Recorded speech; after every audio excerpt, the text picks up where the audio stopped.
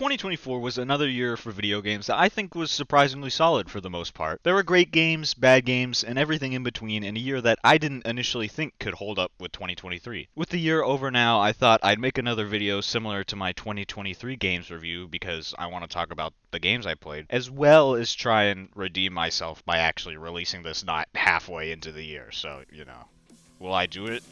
I might. I'll do the same thing I did with the previous year's review, put the chapters and stuff in case you're only interested in a specific game, but if you don't care, then I'll just get started with...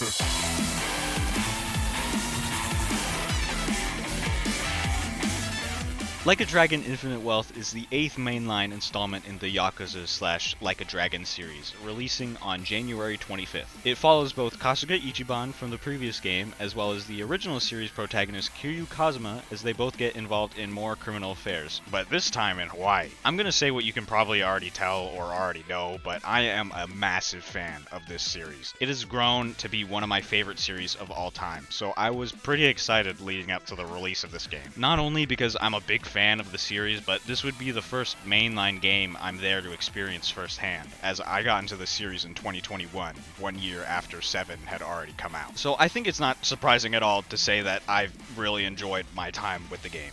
I put just about 70 hours into my first playthrough. If I had been straight beelining the story, that number would probably be like 50 maybe, but I was enjoying the game so much that I chose to max out all the bonds with all the party members, as well as do Kiryu's main side content. And perhaps this is my bias for the series speaking, but it really did not feel like 70 hours. It felt like half that time. I think a big reason for those hours is because of how much better the combat is in this game. Like the previous game, Infinite Wealth is also a JRPG, which a lot of people aren't a fan of, but the changes to the combat compared to 7 make it feel so good. I think I'd prefer it over a lot of the brawler games in the series. Firstly, they made it so you can actually move around in battle. It's only a short radius around your character, but it makes the combat feel so much more involved. In 7, from what I recall the combat being like, it was just constantly spamming the special skills since the normal attack didn't do much damage. But in Infinite Wealth, not only is the normal attack better, using the new movement, you can either use objects in the environment for these attacks, or once you've formed a strong enough bond, you can perform tag team attacks, which adds this extra level of depth to the combat that makes it really fun. I know going from fluid real-time combat to what can be boiled down to as just scrolling through menus to push a button may seem disappointing, but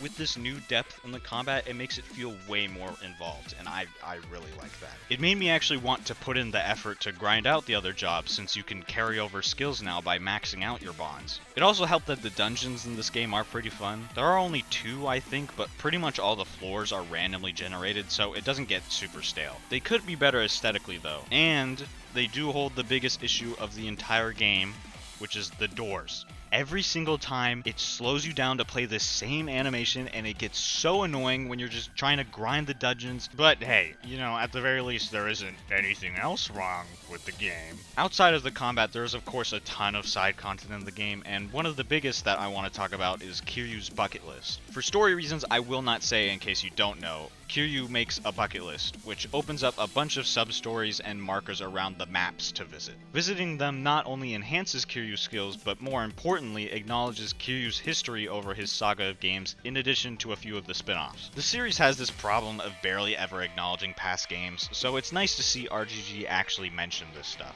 Probably the biggest minigame in the game is Dondoku Island, which is just Animal Crossing. It's really weird because you're forced to play it for like an hour or two in the middle of the story, but like other than that, I thought it was alright. All the other minigames are cool too, they introduced Sicko Snap, Crazy Delivery, Sujimon battles, but I didn't play them that much, and in my opinion, they're not too noteworthy. The biggest area of contention when it comes to what's in the game is the story. I think the general consensus is that it's good until the end, where it doesn't really stick the landing, and I think I'd agree. It feels like there's a chapter missing right at the end, context missing when going into the finale. It also doesn't help that the final boss is fairly underwhelming, especially when Gaiden's is like the best fight in the entire series. I can forgive the finale though. I don't think it's awful, and there are plenty of other parts that make the game great, like the characters. I really loved Ichiban in the previous game, but this game has cemented him as one of, if not my favorite fictional character in all media. Like ever. Kiryu gets a lot of much needed development and like his own arc to follow, which I think is really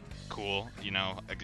We assumed that we wouldn't get to play as him again, but this game makes it feel like a really natural and actually final conclusion to him as a character. The returning gang are all great, and the new members Chitose and Tomizawa are also fantastic. But my personal favorite character introduced in the game by far is Yamai. They were not joking when they called him Ichiban's Majima. He is probably the best written part of the game. Every scene with him is great, every fight with him is great, and his voice actor does an incredible job. I will be really mad if he doesn't return in a future game, because while he did have a complete arc, I feel like he is too cool of a character to let go to waste. Now, the actual biggest area of contention that's not in the game is the fact that New Game Plus isn't in the game.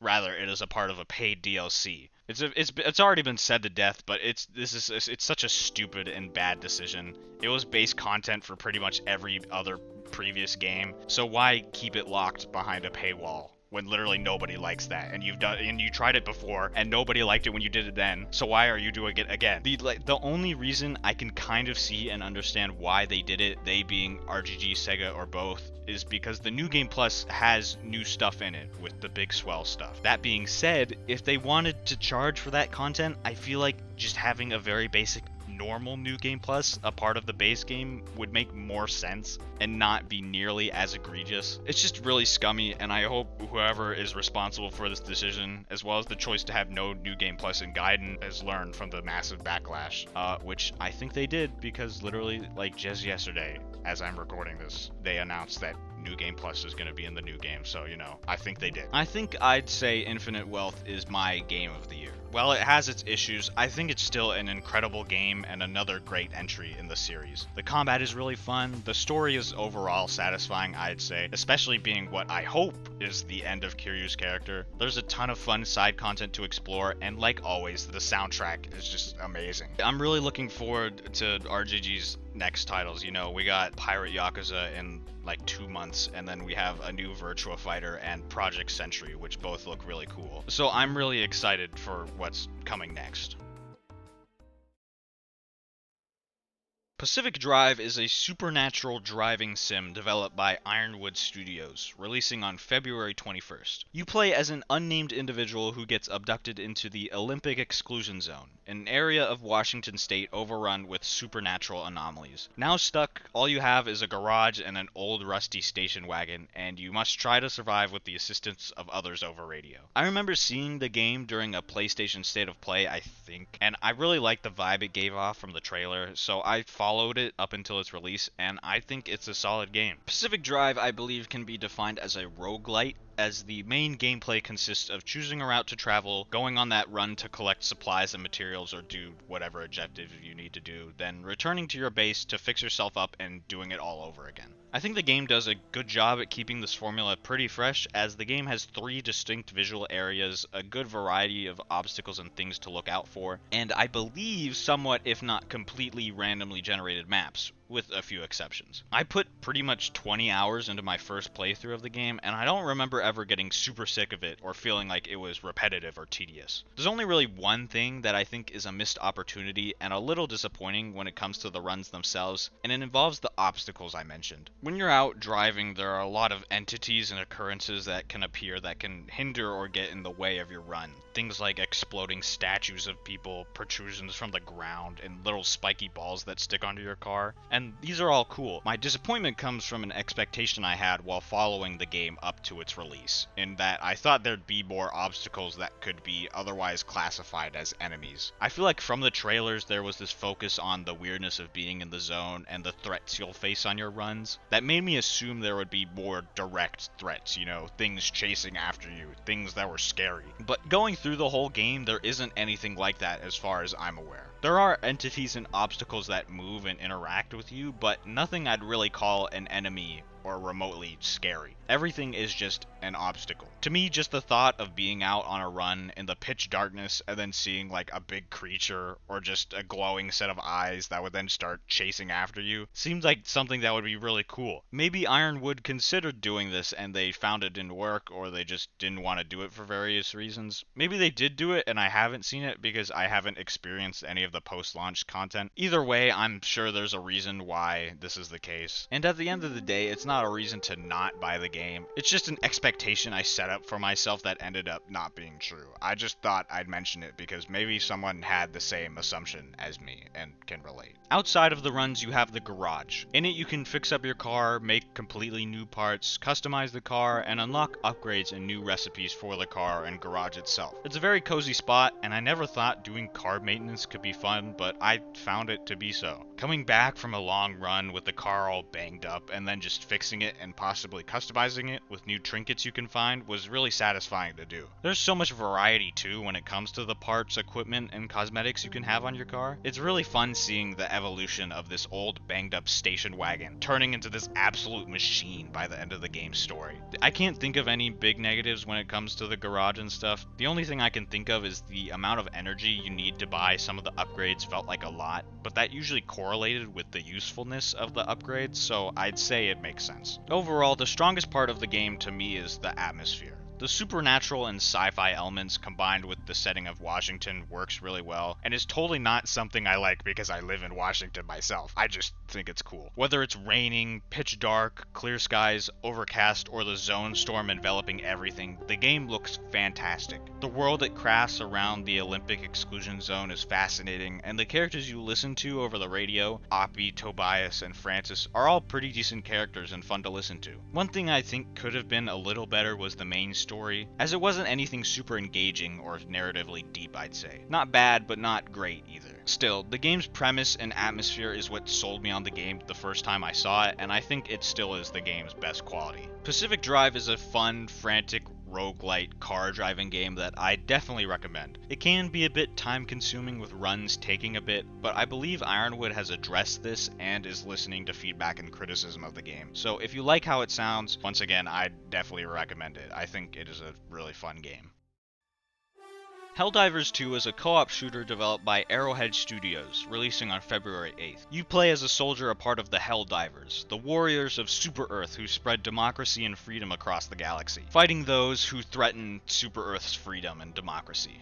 I hopped on the bandwagon of the game when it exploded in popularity because it looked like fun, and having just played the first two Max Payne games, I was craving more diving, so I bought it and I think it is some good fun. The game has this weight to everything that just feels so good. Whether it's running, diving, shooting enemies, or entering the inputs for your stratagems, every bit of the gameplay has this amazing feel to it. I think probably the only thing that doesn't feel great is the melee, at least the melee while wielding a gun, as I haven't tried the stun lance yet. And with the gun wielding melee, you'll probably not do it too much, so I'd say it hardly matters. Combine that with a pretty decent variety of enemies, especially now with the Illuminate, and you get a game that I think you can put quite a bit of hours into. It just feels so epic and grand, being a soldier on another planet with explosions and gunfire going on all around you, fighting against the bugs, robots, and aliens, you know, just like it's all so good. And like the music as well, like just like diving into a mission, you're hearing the theme, as well as dude, the extraction theme. I love the extraction theme so much. It's so good. You have plenty of war bonds in the game to work towards unlocking and completing, with premium currency being earnable for free in game, plus the game's plethora of stratagems and ship upgrades. And now, to be fair, I've put over 70 hours into the game, and I already have all the stratagems aside from the premium ones. And the premium currency can be pretty grindy and tough to obtain if you aren't like a well-oiled machine with your friends looking to grind it out, or you know, if you're doing like just grinding out level 1 missions to find them. Despite that and a few other minor things, I think the game is definitely a better example of how to do a live service game. To move on to issues and personal grievances with the game, a big non-gameplay issue is the fact that the game isn't available in numerous countries. If you didn't hear about it somehow, pretty much Sony tried to enforce a PSN login on PC users, which caused the game to be delisted for purchase from online storefronts like Steam in many countries. This is obviously a very stupid and unfortunate loss, as not only can you not buy and play the game in these countries, I'm pretty sure if you had bought it before then, you can't even play it now, which is just scamming those who had paid for the game prior to the enforced login, even though the login requirement got reverted. What makes it suck even more is I doubt Arrowhead has much say over this. If they did, I assume this would have been fixed long ago. So I assume this is almost entirely Sony's fault, and at this point I don't think it'll be changed. It's just really stupid. To talk about issues and more personal grievances with the game itself, I think that while the 3 factions are good and diverse, a 4th or maybe even a 5th could spice it up just enough to where they wouldn't have to worry about making any more new enemies. I haven't played the game too much after the introduction of the Illuminate, but the game got a little stale fighting the same 2 factions during its first few months. So while the Illuminate might have fixed this issue, sometime in the distant future I think a 4th faction to fight wouldn't be an awful idea. The cosmetic customization could be a bit stronger. I feel possible new additions they could add to remedy this could be as simple as more colors for the armor, or crazier things like maybe trinkets or trophies you earn for completing tasks that you can display somewhere in your ship. And lastly, I think there needs to be more secondary weapons. There are a good amount of primaries and stratagems, but they're only like 5 or 6, at least that I have unlocked. There are a couple in the premium ones which I haven't gotten to, but I just feel like there should be more that you can very easily get. I don't really care if they aren't super diverse and unique, you know, just some different looking guns that sound different would be nice. There are certainly more important things I could have brought up, but those are just the couple things I think would get me to come back to the game more often personally. One final thing I wanted to talk about before wrapping up my thoughts on Helldivers 2 is how this game has formed such a dedicated community so fast. I can't think of a game in recent years that has developed a community so supportive and vocal, for better or worse. I say for worse just because I'm a part of the minority that thinks everyone was overreacting from the nerfs that happened, but that's besides the point. Going back to the whole PSN login fiasco, the outrage and review bombing was just something else. It was honestly incredible to see this community come together to not only point out the absurdity and stupidity of this edition post-launching, but also wanting to keep the game available for all those countries at risk of losing the game. There's quite a lot of salt in the wound since the game never became available in those countries and probably never will, but the fact that the initial login got reverted in the first place I think is still impressive. This community support could be in part to how receptive Arrowhead has been with the game. They've certainly been more communicative than a lot of other developers behind live service games, very publicly discussing the community's issues with certain aspects of the game and responding accordingly. It just makes me overall happy to see because I don't think you really get to see that super often, and it makes me appreciate this game even more. I'd say I got a lot of respect for Arrowhead and how they've handled Helldivers 2. Have there been issues? Absolutely. Are they all resolved? I'm pretty sure not. But I believe Arrowhead is trying their best to make a fun, engaging live service game that respects your time as a player, and I think they've done a pretty good job of doing so. If you're looking for a fun co-op shooter, I'd definitely recommend checking it out if you haven't already.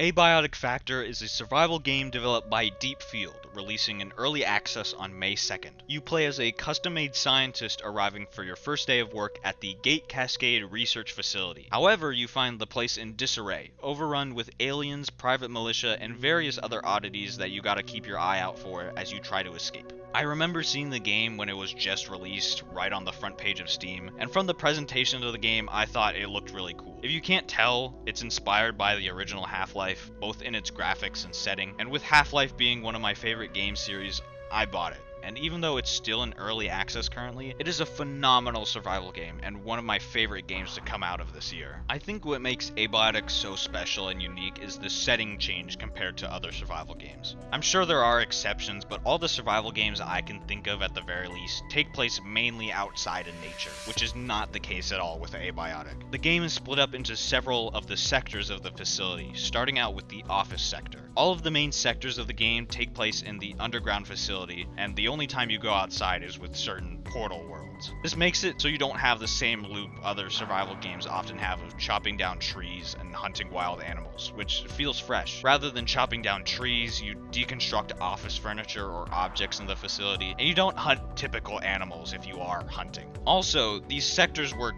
really well as a gradual introduction to new mechanics and new challenges present in the game. The office sector introduces all of the basics of the game, like the materials and enemies, and with each subsequent sector, new unique challenges get added to the game. The game has a really good flow to it, the discovery of everything feels really natural, but not overbearing or too much to handle all at once. I think the survival aspects work, but could maybe be reworked a little. I think the only time you struggle for food is at the start of the game. After like the third sector, food becomes mostly not an issue. If anything, you might have too much food, so you gotta find a way to store it all. That could be by design, so late game you don't have to struggle to survive, you know, but it makes late game feel less like survival and more pure combat with the minor setback of needing to eat, drink, and sleep. There are also certain status effects I feel like could be elaborated on more, like how exactly the minor temperature changes affect you. There's a character creation system similar to Project Zomboid, where you choose a role and you're able to choose positive or negative traits, which I think is a good addition, but I think it could use more variety in traits and what each role offers. These are just a couple of examples of some of the systems. There are several others I'm not mentioning, and again, I think they work well, I do, but some possible changes to them I think could just make the gameplay just a little bit more interesting.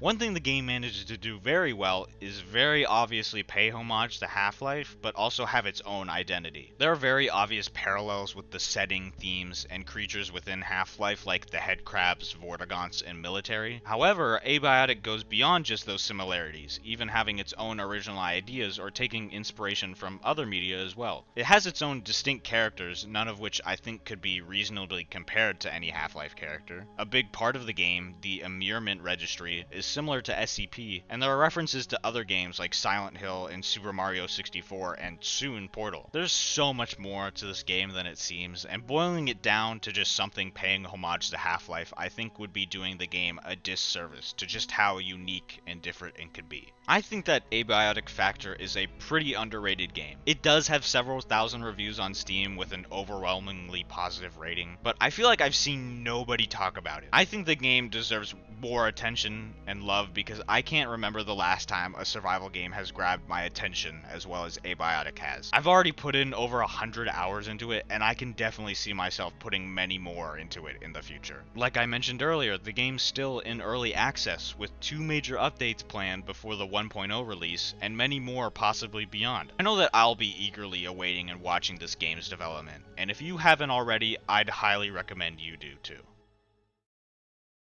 Fallen Aces is an action FPS game developed by Trey Powell and Jason Bond, releasing in early access on June 14th. You play as Detective Mike Thane, who is tasked with figuring out the culprit behind several murders in Switchblade City, often having to fight for the answers. I remember seeing bits and pieces of the development of this game for years now, I believe, and with the first episode finally releasing for a pretty damn good price, I bought it and it is great. I think if I was to describe the game with one word, I'd choose smooth.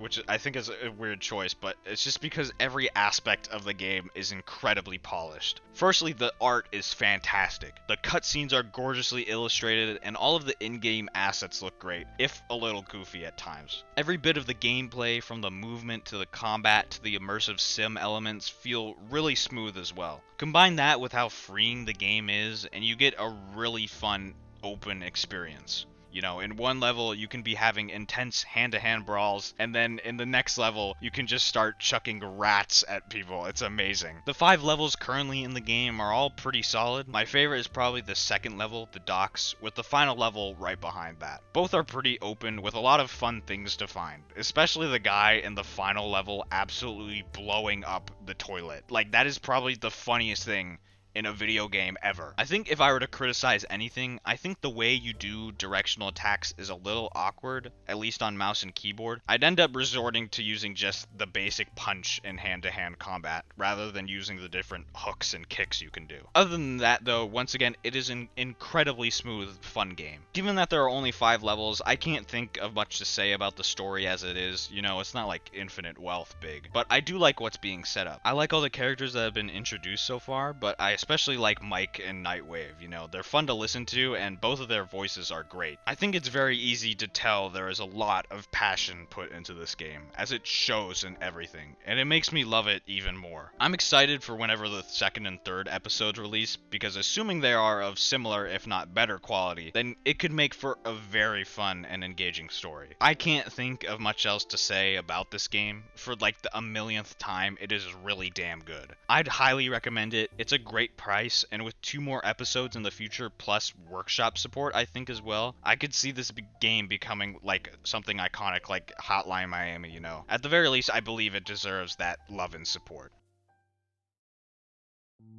Caravan Sandwich is an open-world adventure game developed by Plain Toast and released on September 12th. You play as Saj, I think that's how you say it. I have no idea. A girl who receives a distress signal from the ship of her sister Garance. Garance was believed to be dead, so this leads Saj to go back to her home planet Sigilo with her sister's friend Nefle to try and find the source of the signal. I found this game during one of the Steam Next Fests where a demo for it was available, and I liked what I played, so I put it on my wishlist and I played it once it released, and it's a pretty chill time. I'd say that's probably its biggest strength and weakness, how laid back it is. It's a strength in that it's a very easy game to just open and play. It's not super demanding of your attention, there aren't like a billion moving parts, but then that leads into the weakness because it's a very basic open world exploration game. The game does introduce different mechanics for exploration like zip lines and a tow hook on the van, but I would never say the game is super engaging. Same goes for the story, which I think is okay. Going through it, you learn more about the characters in the world present in the game, which does have some interesting bits, but overall I wouldn't call it fantastic. Again, it's just okay. Same with the characters. I think they're all alright, but none of them really stick with me. Also, they say fab quite a lot. I can't remember if they say it later in the game, but they say it several times in the opening hour or two, and I don't like it at all. I think the most annoying part of the game is the fact that at several points in the game, you need to collect a bunch of parts in order to unlock and upgrade to progress. And this gets really annoying when you've done the majority of what's given to you, but don't have enough parts. At that point, you just have to go out and look for the parts in the world, which becomes just a bit tedious to deal with, as they aren't super frequently placed around the world. To be fair, the game has a focus on exploration, so it makes sense you'd have to go out and explore to find stuff. But some parts in the world and the environment are kind of dull. The locations you find parts in are either really large and fairly bare bones, or really small. That's really the end of the negatives I can think of, though. There are things the game definitely does well. I think the game has great visuals. I find it almost therapeutic to look at and admire the environment. It's probably the best part of the game. The game does also feel pretty polished, aside from some animations that aren't present in the game. Movement of the van and Saj feels smooth. I'd say almost surprisingly so. Lastly, the music just adds to the overall vibe of the game. I don't think it's a soundtrack I'd ever listen to myself, but I would still say that it's pretty good. Caravan Sandwitch is a decent game that I wouldn't recommend to everybody, but there is definitely an audience for it. I think overall it is far from a bad game. Looking back at the script, I think it becomes fairly obvious I rushed this segment so I could record all of this, so I feel like I did the game a disservice. And again, it is not a bad game.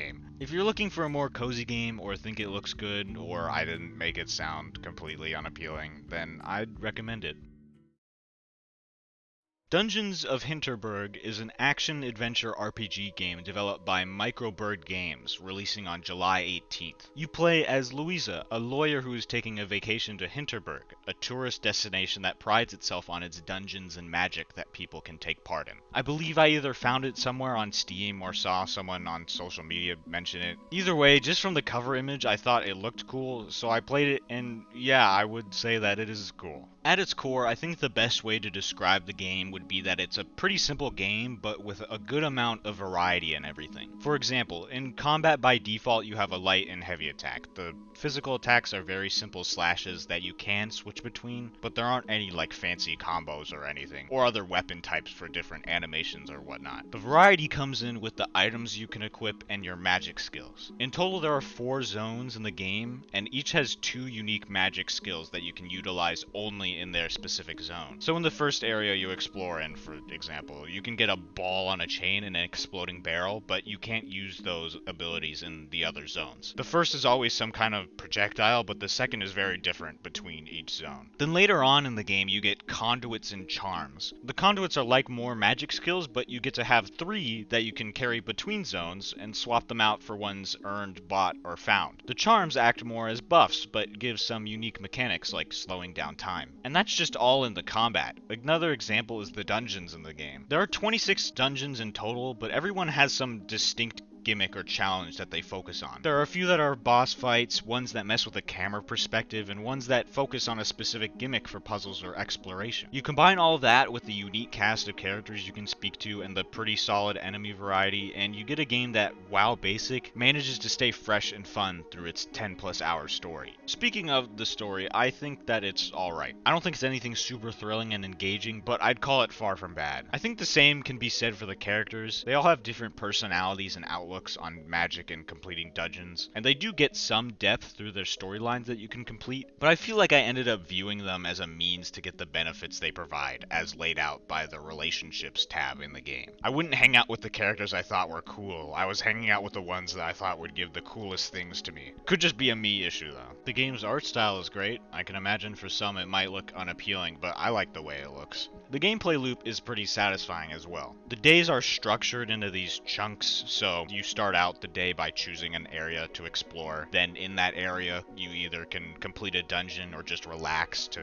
get your relaxation up. After that, you go into the town where you can stock up on items or get new gear. To end off your time in the town, you can choose to either spend time relaxing again, or you can talk to one of the many characters. And then finally, at the end of the day, when you're in your hotel room, you can either spend some time watching the TV or like studying on fighting, or you can just go to sleep. I think it makes it very easy to structure your playtime. You can either do a few full days, or you can do just one section of the day at a time. The only negative aspect of the game I can think of, at least as of right now, is the walking animation. I'm pretty sure it's a stock walking animation, and in my opinion, it just does not look good at all. It's kind of like a little bit jarring after seeing it like for a while. But that is such a minor nitpick, I just thought I'd mention it because you end up seeing it a lot throughout the game. Dungeons of Hinterberg is a really solid game. It's only got a bit over 1,000 reviews on Steam, so I feel like you could actually call this game underrated. It's a very cozy, chill game with a good bit of action and interesting gameplay, so I'd highly recommend checking it out. Dragon Ball Sparking Zero is the return to the Budokai Tenkaichi series, developed by Spike Chunsoft Co., releasing on October 10th. It's a Dragon Ball arena fighter, mostly focused on Z and Super. That's all you gotta know. I am a fan of Dragon Ball, so I bought it, and it is a fun game. I didn't grow up on the previous Budokai games, so I have no point of reference when it comes to the Arena Fighter Dragon Ball games. The only other official Dragon Ball games I've played an extensive and worthwhile amount are Kakarot and Fighter Z. Regardless, I think Sparking Zero is a really fun fighting game. The combat has good impact and is very flashy, which I think is one of the more important parts when it comes to the fighting in Dragon Ball. I will say that to me, it does feel a little bit button mashy. Granted, I haven't taken a good amount of time to go through every single tutorial and, play it a lot. I've only done most of the first few tutorials, kind of speeding through them as well, so that's probably just a me issue. Even then, with the wide variety of characters and the way the combat feels, so far it hasn't gotten very old. Despite a majority of the cast being variations of the same few characters, I'd say they all have enough depth to them that as long as you switch which characters you're playing semi-frequently, you could get a lot of replayability out of the game. If you like playing only the same few characters though, then I can imagine the game could possibly get a little stale after a while. I think a couple things that I'm a bit disappointed about have to do with things in the presentation of fights, specifically the intros and the lack of special finishers. To go with the first point, if you do several rematches, it can get pretty annoying having to listen to the same unskippable intro. With the size of the cast, I can understand why they only did, one interaction, but like one or two more alternative intros could have been nice. Or, the ability to skip them. The comment about special finishers mainly has to do with how the game, as far as I'm aware, lacks any sort of parallel feature to the dynamic finishers in Fighter Z. It's not a necessary thing at all. Plus, there are numerous little details in other parts of the game, like special variations with the grabs. But I really like the dynamic finishers in Fighter Z, so having something similar in this game I think would have been really cool. To continue on with disappointing things, the lack of customization is kind of sad. The game's customization menu has all these slots for different accessories and outfits, yet most characters don't get either, and there are no color swaps as far as I'm aware. Like, at the very least, color swaps would be nice, if not more outfits and accessories for all fighters. But again, with the cast size, I can understand why, so far at least, that this is the case. I haven't put too much time into the game yet, but a big chunk of my playtime is in the playable character episodes, which I think is a really cool mode. Being able to play through a SparkNotes version of the stories in Z and Super is nice, and the deviations with the branching paths makes for good replay value and also a way to explore interesting ideas and what-ifs in the story.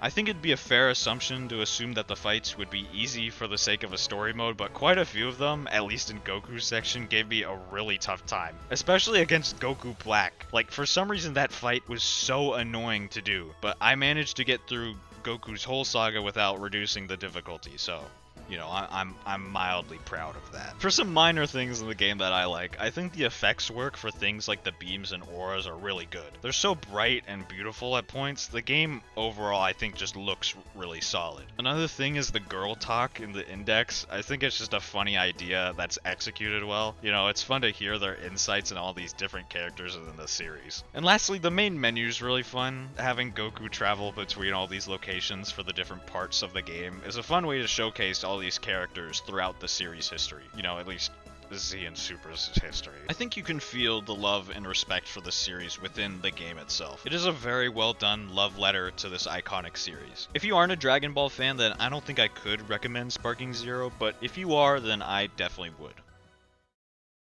Alan Wake 2 is a survival horror game developed by Remedy Entertainment that was released in October of 2023. However, it got 2 DLCs in the form of Night Springs on June 8th and the Lake House on October 22nd. I professed my undying love for Alan Wake 2 in the previous year's game review, and while these aren't standalone games, they did come out in 2024, you know, so I want to talk about them. Starting with Night Springs. Night Springs is a collection of short episodes where you play as other characters in the Remedyverse in parody/meta mini-stories masqueraded as episodes of the in-universe show of the same name. There are 3 episodes with different protagonists. Number 1 Fan, starring the waitress Rose Marigold, North Star, featuring Control protagonist Jesse Faden, and Time Breaker, starring a character version of Sean Ashmore, who played Tim Breaker in the base game. I have no idea if these episodes are canon in any way, but that doesn't really matter because they're a pretty fun time. The one issue is that gameplay-wise, these episodes are not very interesting. They're very combat heavy, so you do actually get to shoot the guns for more than 10 seconds, but other than that, all the episodes are super linear. The first 2 are set in reused environments, while the third is only partly so. That doesn't bother me though, because a lot of the fun comes from the writing. Number 1 Fan is one of the funniest things I think I've ever played. There are so many good, memorable lines that are incredibly delivered, and just the absurdity of it all is so good. I'd say I don't laugh out loud often when I'm playing games by myself, you know, but when I first played through the episode, I burst out laughing several times. Out of the 3 episodes, it's definitely the most fun one. North Star is probably the weakest in my opinion. It's cool playing as Jesse outside of Control, and it does have some funny ideas like the coffee being a parody of the hiss, and the twist at the end that, you know, Dylan isn't actually Alan. I thought that was pretty funny. Outside of those things though, I don't think it's all that great. The puzzles are a little annoying because you have to keep backtracking around Coffee World, and the one bit at the end with the coffee mascots was also really annoying to deal with. Time Breaker makes up for North Star though, by being the most unique and the coolest in my opinion. It feels like the episode that had the most time put into it. It has new environments, a variety of styles spread across the cutscenes and gameplay segments. It's the typical Remedy weirdness cranked to 11. It's also got a lot of homages to Quantum Break, which is cool after having played it. It's definitely my favorite episode out of the 3, though there is this one puzzle in the middle that I just did not get for some reason. I spent like 30 minutes just wandering the halls, somehow never getting the right order until I restarted the whole episode and then got the right order by accident on the first try. Like, I only figured out the actual solution after seeing other people play that part. I just thought that was funny and worth mentioning. That's pretty much all I have to say about Night Springs, so now it's time to move on to the Lake House. The Lake House is a DLC more in line with the base game. You play as FBC agent Kieran Estevez, who went to Bright Falls after an AWE alert, and her first stop is the FBC established Lake House, which has mysteriously fallen silent, so it's your job to find out why. There are new gameplay additions with this DLC in the form of a new enemy and weapon, plus a boss fight at the end. The enemy, the Painted, is really cool and is genuinely a bit scary. The parts where you can see multiple outlines of them and you don't know which ones are gonna pop out and attack actually made me pretty paranoid and afraid. They do end up becoming more annoying after a bit, especially when you run out of healing items like I did, because you're constantly on the verge of death, and it can even prevent you from being able to read some things in the world, which was annoying, but I believe Remedy has upped the amount of healing items that spawn post DLC launch, which is good. I like the new weapon, the Blackrock launcher. I'd say it feels good to use, and while this whole DLC is heavy on the connections to Control, it's cool to see the Blackrock be used as a tool that we get to actually use. I think Remedy really nailed the tone with this DLC. It's not super scary, but the theme gets across well. The same greens and reds used in the base game are back, and I just really like how everything looks in this DLC, especially the first floor inside and out, as well as the typewriter room. Aside from the horror theme, I really do like the commentary on art. Like, the parallels to things like ChatGPT are funny, but just the overall question of what makes art special I thought was a good and very relevant message for current day. As someone who would like to get into more artistic hobbies and also really hates AI art, it struck a chord with me. I think the DLC balances the horror theme and the commentary on art really well. I wouldn't say one takes over the other, and the DLC isn't completely serious as a whole. There are bits of levity that I'd say sometimes hit as hard as some of the jokes in Number 1 Fan. I will say not everything hits as hard as those specific bits. Another idea of the DLC is the whole Weird Monsters 2 kind of thing, which I think is pretty obvious. It's just stating it out loud at the very end that seemed a little unnecessary. Another small issue I can think of is some of Estevez's lines are just a bit goofy. Like, especially the one where she says that actions have consequences and she is the consequences. Like, I don't know if it's on purpose or meant to be a show of Estevez's character, but it's still goofy nonetheless. The story and characters are great, like usual. There are a couple returning characters that are cool to see, especially Rudolph Lane, because these side characters from the first Alan Wake seemed like the most disposable characters. I thought we'd never see or hear from some of these guys again, but no, we do, and I love that. Aside from those returning, the Marmonts are really good antagonists. I really thought at first that one of them would be like the definitive bad one and the other the good one, but no, they just both suck and it just makes perfect sense. Overall, just everything about how this facility and everyone in it fell apart is really intriguing. We did also get a Control 2 teaser, so you know, that's pretty cool as well. I'd say I'm overall satisfied with what was given with the DLCs. Night Springs is a fun romp, and the Lake House is more of what made the base game great. They aren't like the best DLCs ever made or anything, but as a newer fan of Remedy, I think they are a good cherry on top of the sundae that is Alan Wake 2, and if anything, have further secured me as a big fan of Remedy and this whole universe. Indiana Jones and the Great Circle is the latest proper Indiana Jones video game since LEGO Indiana Jones 2. It's developed by Machine Games and officially released on December 8th. It's an action-adventure game that is more of an adventure-action game where you play as Indiana Jones. If you know Indiana Jones, that's all you need to know about this game. Even though I only fairly recently sat down and watched the actual films, I grew up on the LEGO games, so I was pretty excited when this game was announced. From the trailers, it did look a little rough in some places, and even on release, I think there are some rough aspects to the game, but overall, it is a surprisingly fun video game, and another great Indiana Jones adventure. When it comes to the gameplay, it is a very open experience. You're able to approach pretty much every encounter, scenario, and or fight however you want to. You can take out enemies silently or loud with punches, a large variety of items present in the world, or you could just shoot them if you want. All these systems work and feel pretty good, but there are a couple things that I think are a little off, like some of the animations. It's mostly the stealth takedowns. They are a bit cartoony in nature, which I think is the point, but I feel like they just look wonky. But other than that, the only other issue in gameplay that I found were the gunfights. My issue with the gunfights is that it kind of feels like a pointless addition. The game kind of pushes more towards staying away from gunfights, which makes sense because unless there are like only two dudes, you're gonna get eviscerated if you aren't careful. But in the later game, if you mess up, the areas are usually so large that there will be more than enough enemies to riddle you with bullets, so you have to play it pretty quietly. This especially has to do with the final area you have to get through before the big finale kicks off. I got so frustrated because if I got spotted, they would immediately start shooting, which would alert literally everybody, and death would almost be completely certain. That might just be a me problem, but that doesn't change the fact that it got pretty annoying to deal with. Outside of combat, there's quite a bit of exploration and puzzles, and I think they do those aspects really well. The puzzles aren't super simple, but they aren't incredibly hard either. There was only one puzzle that I had literally no idea how to solve, and it was a completely optional side puzzle. There's quite a bit to explore and experience in the open world sections of the game. It really gets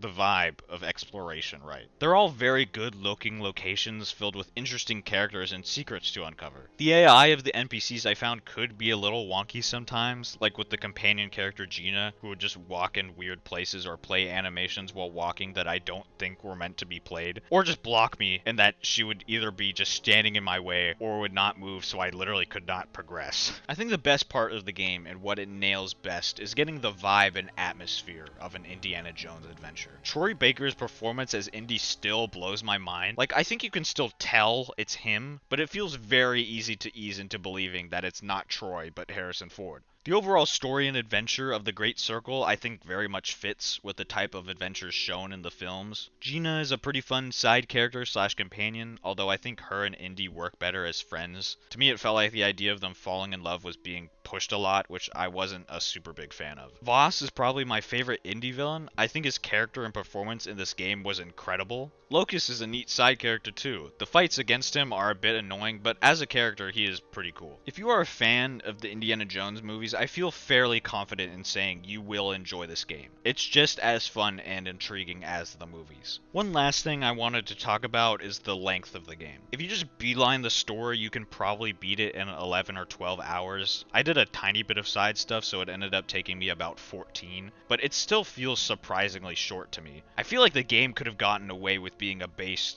18 to 20 hours long, but it's not that length if you're only doing the story. I think this comes from the length and structure of the sections of the game. There are 8 areas in total that you play through in the game, and only 3 of those are the big open areas where you can explore. The first section is pretty much the tutorial, the second is the intro to the main story, the 5th and 6th sections are more so big action set pieces with minimal exploration, and the final section is a bit more open but still pretty linear. In my opinion, Machine Games could have gotten away with another big open area or 2 in the main story. There is the possibility they did make more and they're being saved for the DLC story expansion. Indiana Jones and the Great Circle is a game I was very excited for, and I think it lived up to the expectations of myself and many others. I wouldn't call it perfect or a masterpiece, but it does a fantastic job of being an adventure game. I'd say even better than Uncharted. Even then, some of the set pieces are incredible. Finale of the game, as well as the 2 sections after Giza, I love so much. If you enjoy the films at all, I highly recommend the game. Harrison Ford's a very old man, so more films are pretty unlikely, but I think the medium of games is perfect to tell more tales of the legendary adventuring archaeologist that is Indiana Jones. Before wrapping up, there is one final small game I want to talk about, and that is SUMMERHOUSE. It was released on March 8th and was developed by Friedemann, and it's just a simple little house builder with a cute aesthetic. It's not super deep, and I don't believe that it's meant to be deep. That does mean there isn't much to say about it, which is why I didn't make a whole section about it. Basically, if you think it looks nice, it's $5, so why not give it a shot? It's a very nice chill time. And with that being said, this is now the end of the video, so if you made it here, then thank you. Once again, I think that overall 2024 was pretty solid when it came to games. It ain't perfect, but there were a lot of good releases in my opinion. I am more excited for this year though, because there are over a dozen games that I'm really excited for or I'm curious about. Not only are there games coming from series and developers I know and love, there are also numerous standalone games that I'm excited for, so I'll probably do another video when the time comes. In the meantime, I do have a couple other video ideas that I may or may not do, probably not do, but who knows. So feel free to stick around if you'd like. But for now, that's all from me, so once again, thank you for watching, and I hope you have a good 2025.